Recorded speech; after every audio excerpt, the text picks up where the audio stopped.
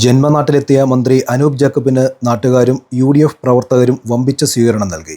തിരുമാറാടി വാളിയപ്പാടത്ത് നടന്ന സ്വീകരണത്തിൽ നൂറുകണക്കിന് UDF പ്രവർത്തകർ പങ്കെടുത്തു.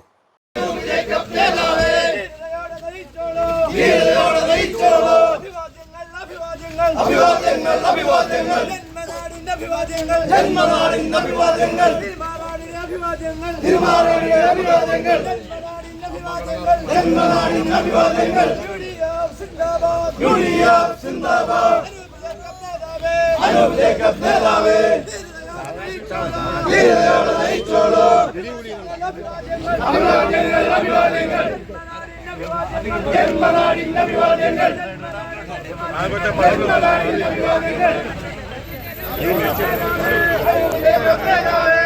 തുടർന്ന് മണ്ണത്തൂർ ആട്ടിൻകുന്ന് പള്ളിയിലും ഓർത്തഡോക്സ് പള്ളിയിലും പ്രാർത്ഥന നടത്തിയതിനു ശേഷം പിതാവ് TM ജേക്കബിന്റെ കല്ലറയിൽ പുഷ്പചക്രം സമർപ്പിച്ചു. തുടർന്ന് വീട്ടിലെത്തിയ മന്ത്രിക്ക് Koothattukulam police guard of owner നൽകി സ്വീകരിച്ചു.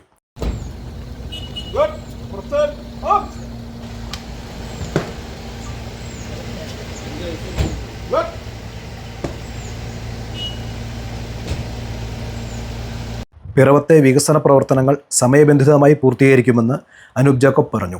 പിറവത്ത് ഇത്തവണ റെക്കോർഡ് ഭൂരിപക്ഷത്തിലാണ് അനൂപ് ജേക്കബ് വിജയിച്ചത്. നേരത്തെ മന്ത്രിസ്ഥാനം ലഭിച്ചപ്പോൾ കൈകാര്യം ചെയ്ത ഭക്ഷ്യ സിവിൽ സപ്ലൈസ് വകുപ്പാണ് ഇത്തവണയും അദ്ദേഹത്തിന് ലഭിച്ചത്.